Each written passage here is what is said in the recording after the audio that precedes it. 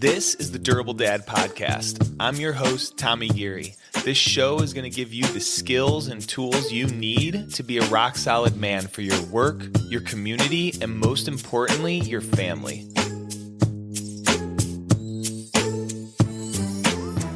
All right, what's up, guys? Episode number 37. It's Thanksgiving week. Happy Thanksgiving, everybody here in the United States of America. I'm going to play in a turkey bowl Thanksgiving morning, so pretty pumped about that. The classic tradition of old men getting together to relive their high school football days for a few hours Thanksgiving morning. So I'm pumped. I played in this same turkey bowl with a bunch of dudes last year, and my knees hurt for about a month afterwards. So this year, I'm preparing a little bit more. I'm getting my knees ready. I've been moving laterally in the backyard, running backwards. I like to prepare for these kinds of things, prepare my body, and also remember that I'm not 20 anymore. The feelings come back though, right? When we play, when we have fun, that childlike excitement can stir up. So looking forward to the turkey bowl on Thursday, pumped about the holidays, and that kind of takes us into what we're talking about today. And that's how to be a man over the holidays. And when I say be a man, I mean be an emotionally mature man, be a leader, be the dad that has fun and is engaged over the holidays, because our kids, whether they're really young or even if they're in their teens and their 20s, like, it's an opportunity for our family to come together, do some traditions, make some new traditions and memories, and we want to be engaged. And what I'm going to hone in on here are family gatherings and some tactics to create a good experience for yourself and everyone that's around you in family gatherings, because these kinds of gatherings can be emotionally packed, right? Some family dynamics are really complicated. Maybe your family dynamics are pretty clean and everything goes on without a hitch. Awesome. That's great. It's totally normal. And I think a lot of families are like that. And it's totally normal for families to have issues with each other and have more of those complicated dynamics. And when we're in a house together, wherever you're getting your family together, that tight proximity can stir up some emotions. And we want to have a good time with our family, but it's not always easy. This quote from Ram Dass really hits home for me. It's, if you think you're enlightened, try spending a week with your family. And so we're not going to talk about that healing today of the old stories and all that baggage we bring along. What we're going to talk about today is these family gatherings are not the place to stir up those old family issues and the underlying problems that we have with each other.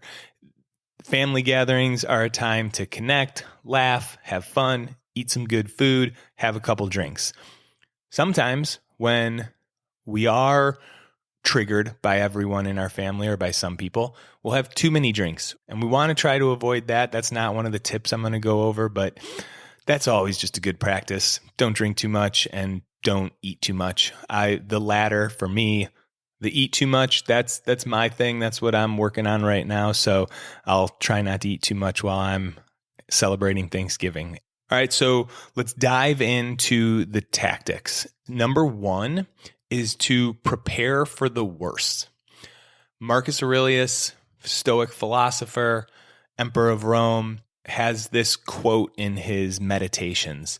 Say to yourself early in the morning, I shall meet today ungrateful, violent, treacherous, envious, uncharitable men. Now, it sounds a little harsh. Maybe there's no one in your family that's violent or treacherous. Maybe there's someone that is. But the point here is that instead of hoping awkward conversations don't happen, hoping that the topic of politics doesn't come up around the family, hoping that grandma doesn't say something really inappropriate, isn't helpful. What Marcus Aurelius is saying here is anticipate that kind of stuff's going to happen and that kind of stuff is going to be brought up. Because when we can anticipate it and we kind of visualize that, how do we want to respond? How do we want to handle ourselves? And it reminds me of one of my buddies. His dad had anger issues growing up, still kind of has that now.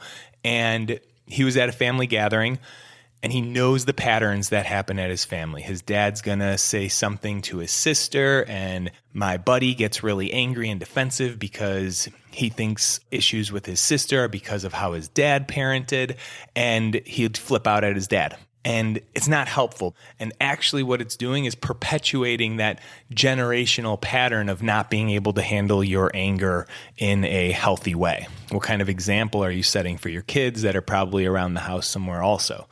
So before he went to the next family gathering, he visualized what would happen and what might happen and how he wanted to respond. And his response was take a breath and walk away. Right? He knew that he would start gritting his teeth, that his anger would start bubbling up in him, and his action was to walk away. Right? That's changing that generational pattern and not making the same mistakes or handling our emotions the same way as our parents did. All right, so that's number one, prepare for the worst. Number two, prepare to be thoughtful.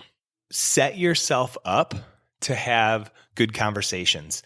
And this is thinking about the people that are going to be there, thinking about what you know about them, what you know about their life right now, and being ready to ask them some questions about it. And it sounds a little networky, maybe overdoing it, but you're actually being really thoughtful about the person. You want to have a good time with them. You want to make a connection with them. Like if your sister-in-law's mom was sick last year, check in. How's your mom doing? You know, if your mom hangs out with her sister once in a while, your aunt, and you haven't seen your aunt in a while, check in with your mom. How's this person doing? Have you seen this person in a while? So prepare to be thoughtful. That's number two. Number three, leverage the power of games. So this one, at a family gathering, playing a game is such a good hack to laughter, right back to when I was talking about the turkey bowl, a little more fun, a little more lightness, levity to the environment. So when Aunt Joe pulls out a game to play with everybody, don't shut down. Don't be like, and be the grouch. Engage, play the game, have fun with it. You know, it's a way to enjoy the family gathering. Number four, step outside. So this is really when the tension builds up and the tension mounts. My grandma is super fun, really awesome grandma. And she can get under people's skin with just like 2 quick sentences. And this happens at family parties. And I wasn't at this family party. I was living in Colorado, sitting around the dining room table at Thanksgiving. My grandma said a couple words to my cousin. It was a subject that was raw for him. He felt, that tightness and his jaw clench up and didn't say anything. She said something again, and I guess my dad was kind of there and saw what was happening, and he was just like, hey, let's step outside. And they stepped outside, and my cousin got to vent a little bit, that fresh, cold air, breathe it in, feel good, and it just made that family gathering a little bit better. So stepping outside is tip number 4. Even if it's cold out, put on a couple layers. When you start to feel worked up, remove yourself physically from the room, and it's another good way to manage your emotions in a mature way. Number 5, memento mori. So memento mori is a term that the Stoics practice and repeat, and it means remember death.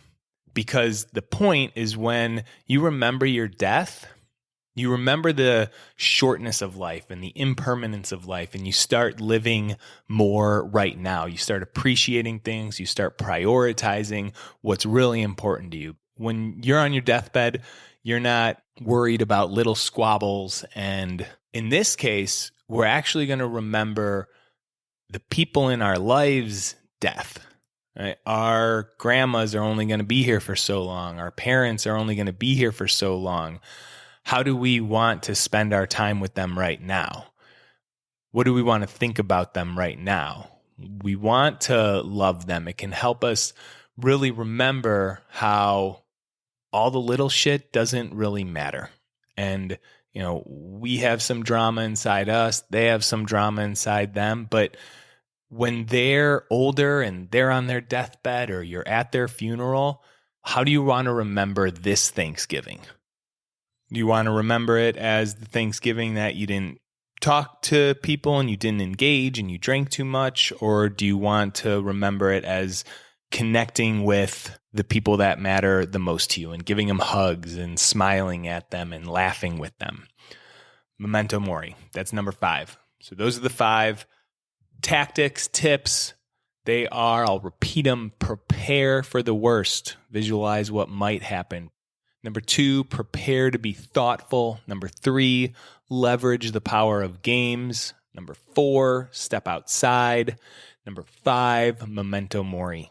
All right, so family parties throughout the holidays are not the place to resolve problems. They're not the place to bring up those difficult issues. If other people are digging them up, we want to be the man in the room. And these tips are going to help. If things get heated, you're the one that gets to change historical patterns, generational patterns that lead to more dysfunction in our family. All right, so that's what I got for you guys. If you know someone that needs to hear this message over the holidays, this might land for them. Share it, please. Share the podcast with them. They would appreciate it. I would appreciate it. And have a happy Thanksgiving. I'll catch you guys next week. All right, before you take off, what is your big challenge for 2026? If you haven't decided yet, check out the next Grand Canyon trip, a 16-mile hike from the top of the canyon down to the Colorado River and back up. This is the kind of challenge that's going to push you into a higher gear. You're going to train, you're going to get in better shape, and you're going to check off a bucket list experience. So if you're wanting something to train for next year, a goal that's going to pull you out of the grind, this is it. We're assembling the team right now. All the details are on the website. Training starts in January. We hike in April. Check it out.